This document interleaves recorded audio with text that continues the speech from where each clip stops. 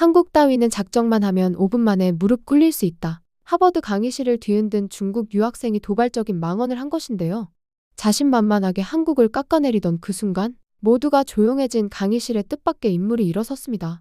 역사 전공도 아닌 한국인 학생 한 명. 하지만 그가 입을 열자 교실은 숨죽였고 몇 분 뒤 강의실은 박수갈채와 환호로 뒤덮였습니다.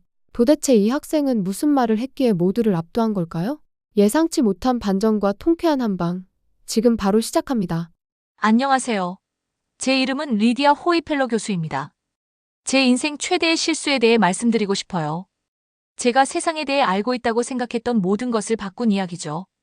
저는 미국 하버드 대학교에서 역사학 교수로 일했어요. 똑똑한 사람들이 다니는 아주 유명한 학교였답니다. 30년 동안 매일같이 학생들에게 유럽사를 가르쳤습니다. 영국, 프랑스, 독일의 왕과 왕비들에 대해서는 모든 것을 알고 있었어요. 수백 년 전 일어난 모든 전쟁을 설명할 수 있었죠. 성과 기사들, 공주들에 대해서도 완벽하게 묘사할 수 있었습니다. 하지만 부끄러운 진실이 있었어요. 유럽사만이 정말 중요한 역사라고 생각했거든요. 매일 애용하는 갈색 재킷을 입고 무거운 책들을 들고 강의실로 걸어갔습니다. 강의실에는 높은 창문과 오래된 나무 책상들이 있었어요. 학생들을 바라보면 전 세계에서 온 다양한 얼굴들이 보였어요. 중국, 일본, 한국, 인도, 그리고 많은 아시아 국가들에서 온 학생들이었죠. 가끔 이 학생들이 손을 들고 자신들 나라 이야기를 하려고 했어요. 한국의 고대 왕들이나 중국의 용감한 전사들에 대해 말하곤 했죠. 그런데 제가 뭘 했는지 아세요? 정중하게 미소 짓고 고개를 끄덕였어요. 그리고는 재빨리 유럽사로 화제를 돌렸습니다. 마음속 깊이 끔찍한 생각을 하고 있었어요. 이런 작은 아시아 국가들이 제가 연구하는 나라들만큼 중요하거나 흥미진진한 역사를 가질 리 없다고 믿었거든요. 얼마나 틀렸는지 모르죠. 어느 가을날 제 생각을 바꾸기 시작한 일이 일어났습니다. 웨이라는 중국 학생이 수업 후 제 책상으로 다가왔어요. 빨간 표지에 두꺼운 책을 들고 있었죠. 오래되고 중요해 보이는 책이었습니다. 웨이가 그 책을 제 책상에 조심스럽게 올려놓았어요. 제목은 삼국지연이었습니다. 처음 들어보는 제목이었어요. 호이펠러 교수님, 웨이가 눈을 반짝이며 말했어요. 이건 중국 최고의 이야기예요. 영웅들과 전투, 똑똑한 장군들 이야기죠. 정말 읽어보셔야 해요. 책을 집어들고 무게를 느꼈습니다. 페이지가 얇고 정말 많더군요. 솔직히 별로 관심이 없었어요. 그저 단순한 동화나 지루한 전설 정도로 생각했거든요. 하지만 웨이의 기분을 상하게 하고 싶지 않아서 고맙다고 하며 책을 집으로 가져갔습니다.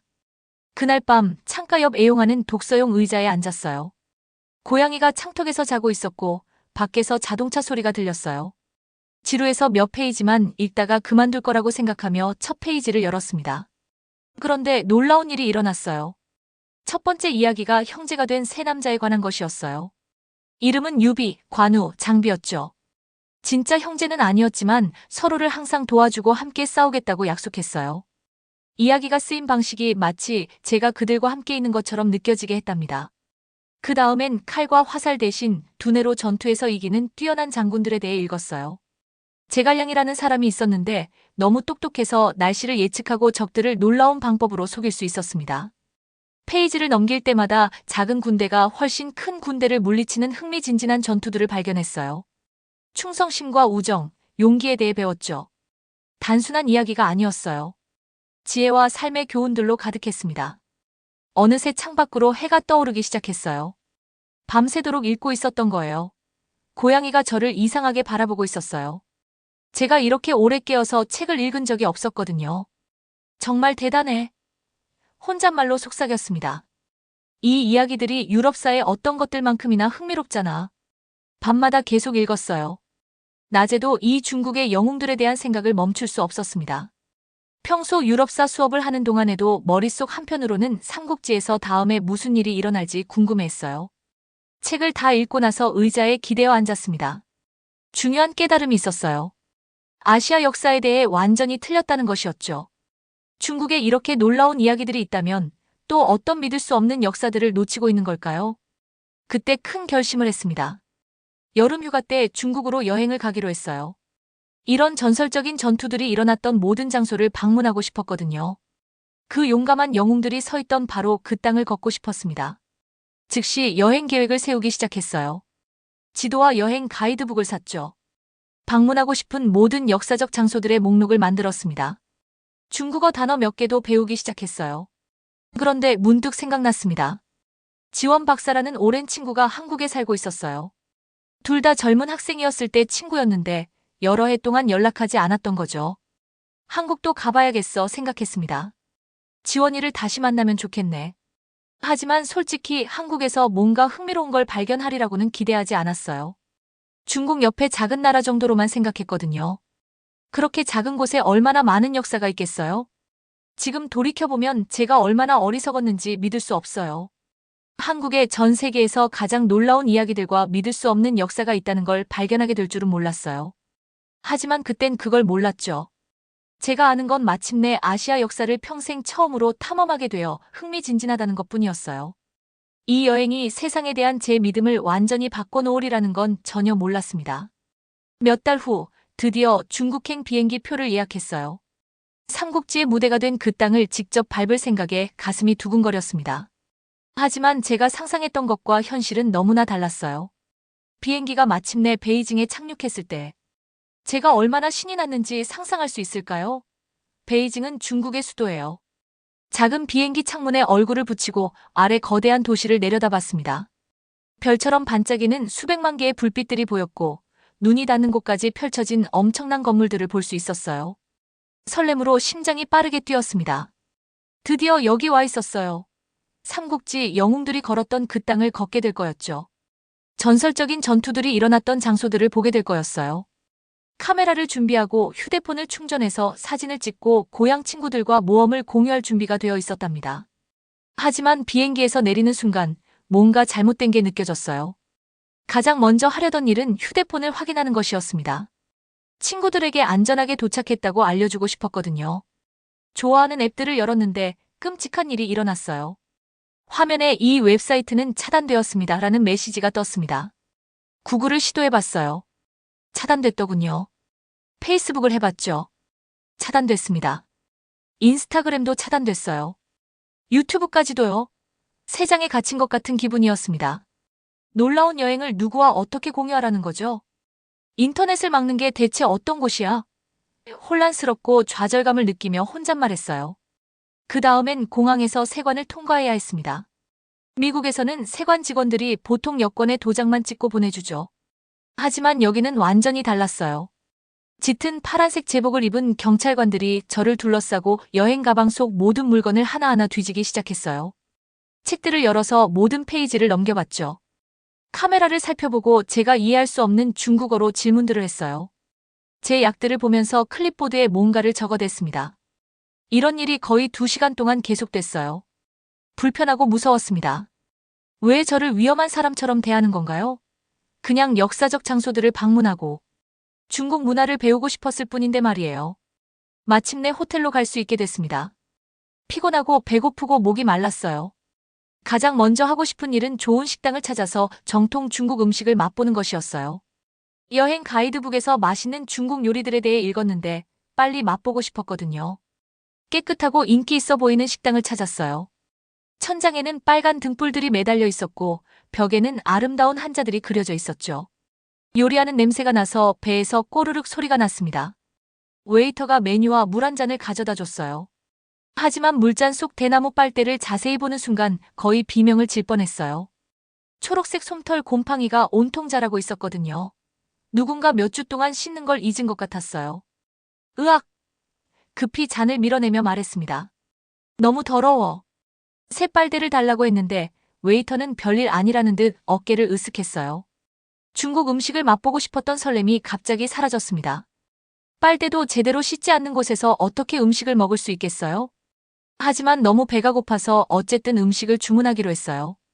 메뉴에 있는 사진을 가리키며 잘 되기를 바랐죠. 음식이 나왔을 때는 맛있어 보였어요. 화려한 채소들과 윤기나는 갈색 소스에 버무린 고기였답니다.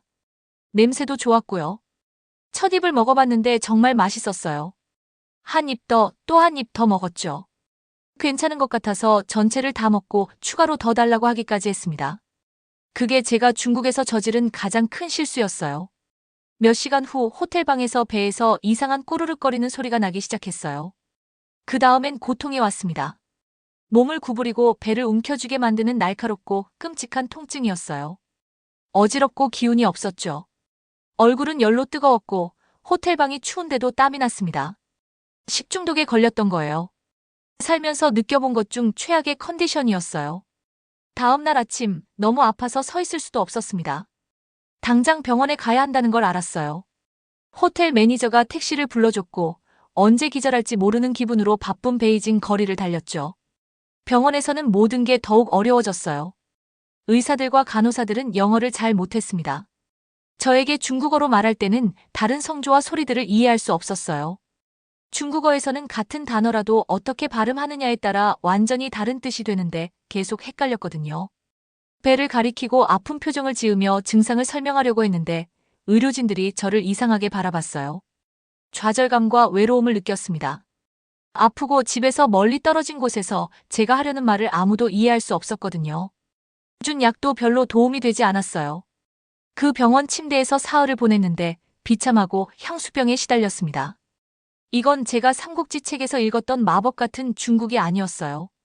지혜로운 장군들과 용감한 영웅들의 땅이 아니었죠. 그저 제가 아프고 혼란스럽고 환영받지 못하는 기분을 느끼는 곳일 뿐이었습니다. 꿈의 여행이 완전한 악몽으로 변하고 있었어요. 안전하고 깨끗한 곳, 사람들이 저를 이해하고 기분을 좋게 해줄 수 있는 곳으로 가고 싶을 뿐이었답니다. 그때 한국에 있는 오랜 친구 지원 박사가 생각났어요. 아픈 몸을 이끌고 여행 계획을 바꾸기로 결심했습니다. 병원 침대에 누워서 계획을 완전히 바꾸기로 결심한 후 아픈 몸을 이끌고 행동에 옮겼어요. 중국에 더 머물면서 역사적 장소들을 더 방문하는 대신 한국으로 날아가서 오랜 친구 지원 박사를 만나기로 한 거죠. 아픔 때문에 손이 아직 떨리고 있었지만 휴대폰으로 새 항공권을 구매할 수 있었어요. 서울행 비행기는 다음 날 아침에 떠날 예정이었습니다. 서울은 한국의 수도인데 전에 가본 적이 없었거든요. 솔직히 뭘 기대해야 할지 몰랐어요. 다음 날 아침 여행 가방을 싸면서 기운이 없고 어지러웠습니다. 다리는 흐물흐물한 국수 같았고 배에서는 여전히 이상한 소리가 났어요. 베이징 공항까지 가는 택시 여행이 울퉁불퉁하고 불편했죠. 길의 모든 요철이 배를 더욱 아프게 했습니다. 하지만 한국 비행기에 발을 디디는 순간부터 놀라운 일이 일어나기 시작했어요. 승무원들이 꽃 모양의 작은 은색 핀이 달린 깔끔한 남색 제복을 입고 있었습니다. 가장 먼저 눈에 띈 건 모든 게 얼마나 깨끗해 보이는지였어요. 좌석들은 티 하나 없이 깨끗했고 창문들은 수정처럼 맑았으며 심지어 비행기 안 공기도 상쾌하고 기분 좋은 냄새가 났어요. 무거운 여행 가방을 머리 위 짐칸에 넣으려고 애쓰는데 승무원 한 분이 제가 창백하고 피곤해 보인다는 걸 알아차렸습니다. 친절한 눈과 부드러운 미소를 가진 분이었어요. 제가 도움을 요청하지도 않았는데 즉시 다가와서 짐을 정리해줬어요. 그리고 라벤더 향이 나는 부드럽고 따뜻한 담요를 가져다 줬습니다. 아픈 목에 기분 좋게 느껴지는 뜨거운 생강차 한 잔도 가져다 줬어요. 이게 속을 진정시켜줄 거예요. 그분이 완벽한 영어로 말했어요. 목소리가 부드럽고 다정했는데 어렸을 때 아팠을 때 어머니 목소리 같았습니다. 하지만 그게 다가 아니었어요. 몇 분 후에 작은 죽그릇을 가져다 주더군요. 따뜻하고 부드러웠으며 작은 닭고기 조각들이 들어있었어요.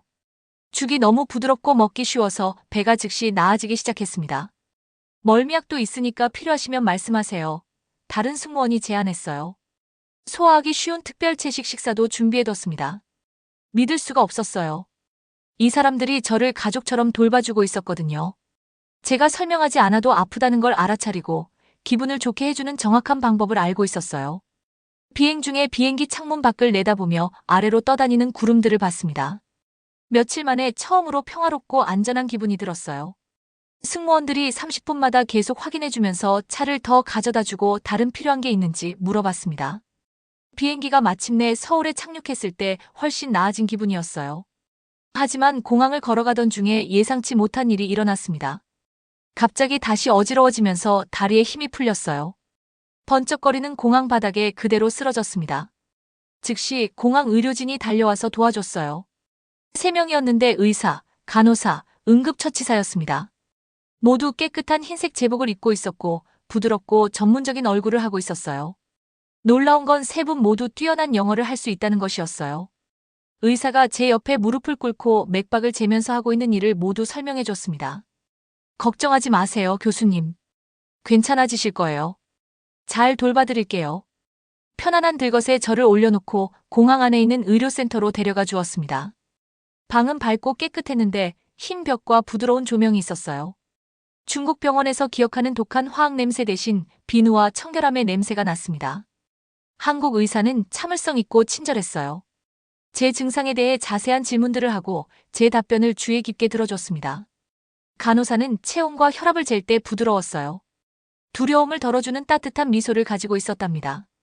의료센터의 깨끗하고 편안한 침대에서 쉬고 있는데 복도에서 친숙한 발소리가 들렸어요. 기쁨으로 마음이 뛰었습니다. 지원 박사였어요. 눈에 눈물을 글썽이며 방으로 달려들어왔어요. 학생 시절보다 나이가 들어 보였지만 얼굴은 기억하던 것처럼 친절하고 지적이었습니다. 단순한 파란색 드레스를 입고 작은 노란 꽃다발을 들고 있었어요. 저를 누워있는 모습으로 보자마자 즉시 침대 옆으로 와서 제 손을 잡았습니다. 그의 손은 따뜻하고 부드러웠어요. 아파서 정말 미안해. 목소리에서 진심 어린 걱정을 들을 수 있었어요. 하지만 한국에 와줘서 너무 기뻐. 여기서 잘 돌봐줄게. 미국을 떠난 이후 처음으로 완전히 안전하고 편안한 기분이 들었습니다. 한국 의료진들이 계속 제 상태를 지켜봐 주었고 지원 박사가 제 곁에 머물면서 제가 나아지면 함께 볼 멋진 것들에 대해 이야기해 줬어요. 그 깨끗하고 조용한 의료실에서 잠이 들어가면서 놀라운 생각이 들었습니다. 어쩌면 이 작은 나라에 정말 특별한 뭔가가 있는 건 아닐까. 제가 얼마나 옳았는지 곧 알게 될 거였어요. 회복하는 동안 한국에 대해 놀라운 것들을 발견하게 될 테니까요. 정말 그랬어요.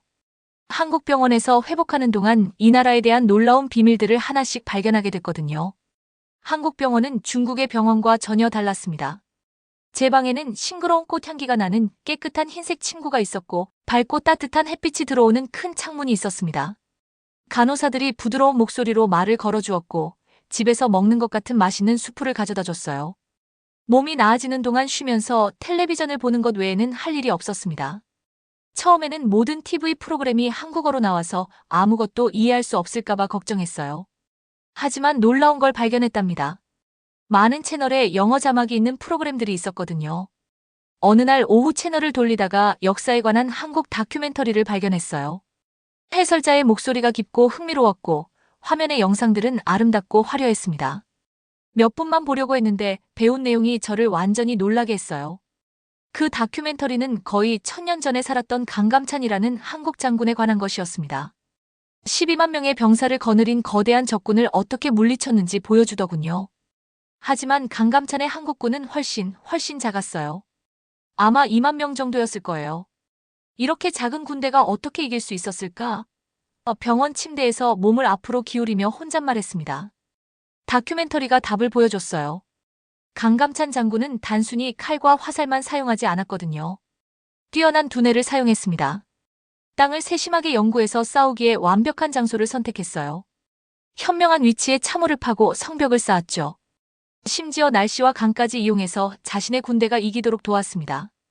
보고 있는데 놀라서 입이 떡 벌어졌어요. 이건 그냥 운 좋은 승리가 아니었어요. 순수한 천재성이었습니다. 강감찬은 전략과 지혜를 사용해서 자신보다 6배나 큰 군대를 물리쳤거든요. 하지만 제가 배운 믿을 수 없는 이야기는 그것만이 아니었어요. 다음 프로그램은 더 이른 시대에 살았던 서희라는 한국 외교관에 관한 것이었습니다. 강력한 적국이 한국을 공격하겠다고 위협했을 때 서희는 병사들을 보내 싸우지 않았어요. 대신 똑똑한 대화와 영리한 협상으로 아무도 다치지 않고 한국 땅을 되찾았답니다. 잠깐 빈 병실에 대고 말했어요. 한국이 중국 같은 거대하고 강력한 제국들 옆에서 수천 년 동안 어떻게 살아남을 수 있었지? 그 다음 사흘 동안 찾을 수 있는 모든 한국 역사 프로그램을 시청했습니다. 백성들을 보호한 용감한 왕들, 현명한 결정을 내린 지혜로운 왕비들, 어려운 시절에 함께 힘을 합친 평범한 한국 시민들에 대해 배웠어요. 배우면 배울수록 더욱 흥미진진해졌습니다. 한국은 단순히 운이 좋았던 작은 나라가 아니었어요. 수천 년에 걸쳐 놀라운 생존 기술을 발달시켜온 나라였습니다. 한국 사람들은 단순히 힘만이 아니라 두뇌를 사용하는 법을 배웠거든요. 마침내 병원을 나왔을 때 지원 박사가 큰 미소와 따뜻한 포옹으로 기다리고 있었어요. 예쁜 노란색 드레스를 입고 작은 배낭을 메고 있었습니다. 진짜 한국 역사를 볼 준비 됐어? 반짝이는 눈으로 물어봤어요. 그분이 저를 남한산성이라는 곳으로 데려갔습니다. 작은 파란 차를 타고 서울의 바쁜 거리들을 지나 굽이굽이 산길을 올라갔어요. 길 양옆의 나무들이 싱그럽고 아름다웠습니다. 성에 도착했을 때 보고 있는 것을 믿을 수 없었어요. 돌로 된 성벽이 거대했고 보이는 곳까지 계속 뻗어 있었습니다. 산의 모양에 완벽하게 맞춰 지어져서 모든 굽이와 언덕을 따라가더군요. 돌들은 회색으로 낡았지만 지어진 당시만큼 튼튼해 보였어요. 지원 박사와 저는 성 안의 고대길을 따라 걸었습니다. 그분이 제 심장을 두근거리게 하는 설명을 해줬어요. 이 성은 단순히 병사들만 보호하려고 지어진 게 아니야. 성벽 안의 넓은 공터들을 가리키며 말했어요. 일반 사람들도 보호하도록 설계됐어. 아이들이 있는 가족들, 나이든 조부모들, 그리고 그 사이의 모든 사람들 말이야. 위험이 닥치면 공동체 전체가 안으로 들어와서 함께 안전할 수 있었거든.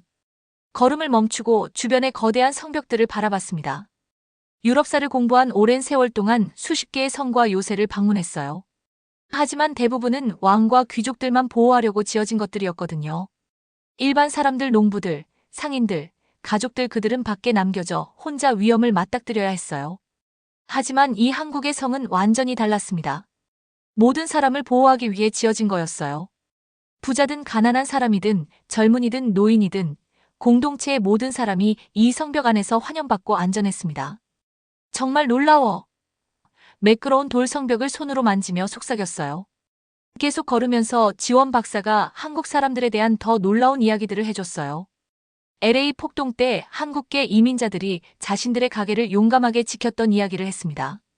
사람들이 그들을 루프탑 코리안이라고 불렀는데 가족과 꿈을 지키기 위해 가게의 지붕 위에 서 있었기 때문이었어요. 한국 사람들에게는 특별한 정신이 있어 아름다운 계곡이 내려다 보이는 돌 벤치에 앉으며 지원 박사가 설명했어요. 문제가 생기면 도망가거나 포기하지 않아. 함께 뭉쳐서 서로 도와줘. 두뇌를 사용해서 해결책을 찾는 거지. 갑자기 매우 중요한 걸 이해했습니다. 한국이 수천 년 동안 살아남을 수 있었던 이유는 가장 크거나 강한 나라였기 때문이 아니었어요.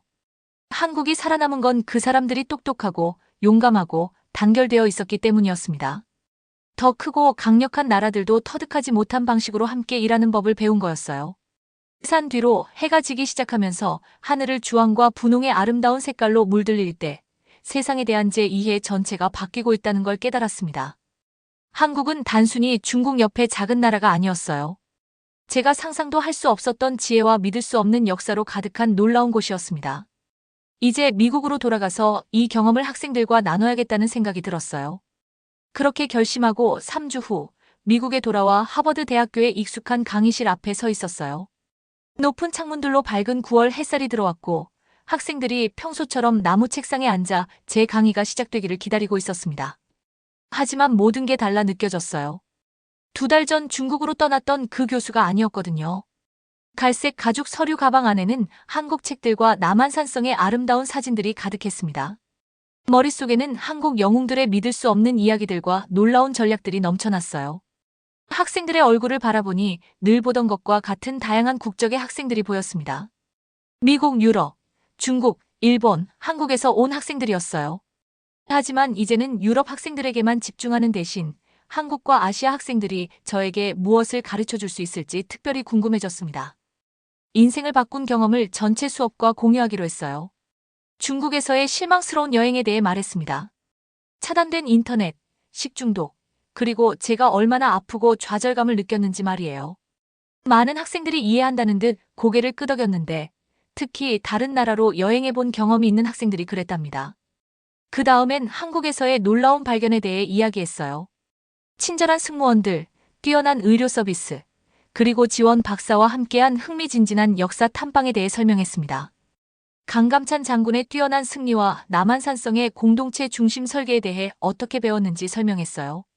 제가 말하는 동안 놀라운 일이 일어나고 있다는 걸 알아차렸습니다. 한국 학생들이 의자에 더 바르게 앉고 있었고 눈이 자부심으로 빛나고 있었어요. 아마 미국 강의실에서 자신들의 역사가 이렇게 존중받고 열정적으로 다뤄지는 걸 처음 들었을 거예요. 하지만 그때 예상치 못한 일이 일어났습니다. 늘 정중하고 조용했던 중국 학생 후라이가 갑자기 손을 들었어요. 얼굴이 심각하고 약간 화가 난 것 같아 보였습니다. 제가 지명하자 책상에서 일어나서 크고 자신감 있는 목소리로 말했어요. 호이펠로 교수님, 한국에 대해 말씀하시는 게 우스꽝스럽다고 생각해요. 중국이 마음만 먹으면 한국을 단 5분 만에 무릎 꿇릴 수 있어요. 중국의 군사력과 경제력에 비하면 한국은 작고 약하거든요. 교실 전체가 조용해졌습니다.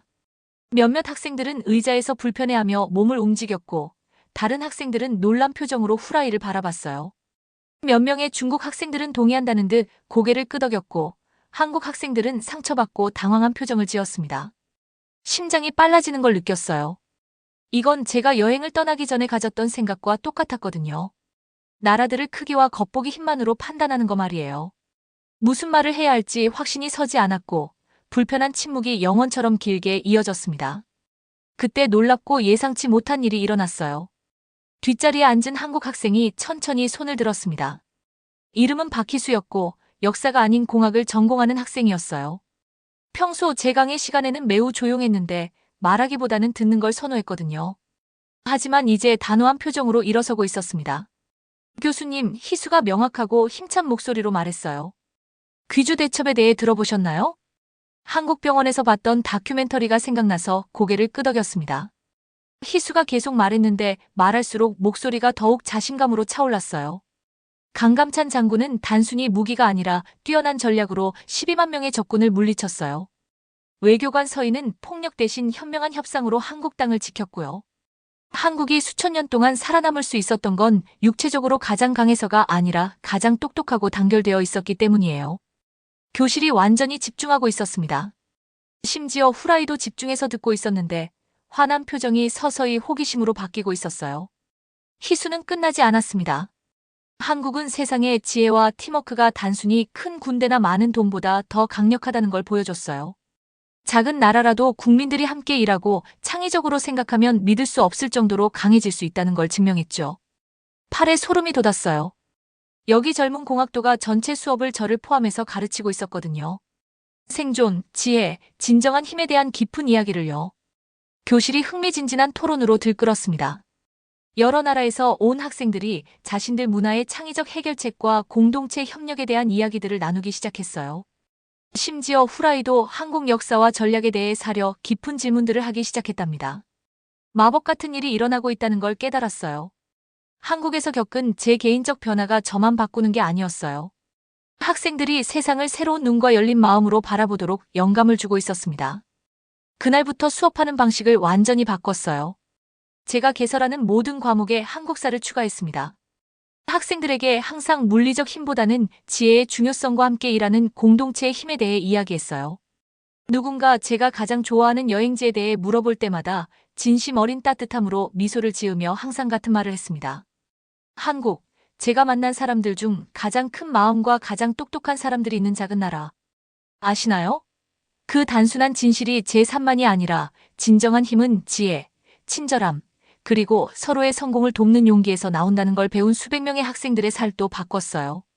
한국으로의 놀라운 여행은 가장 믿을 수 없는 발견들이 종종 우리가 가장 예상하지 못한 곳에서 나온다는 걸 가르쳐줬습니다. 오늘의 사연은 여기까지입니다. 사연이 마음에 드셨다면 구독과 좋아요 부탁드려요. 여러분의 버튼 하나로 영상 제작에 큰 힘이 됩니다. 다음에 더 큰 감동적인 사연으로 찾아뵙겠습니다. 감사합니다.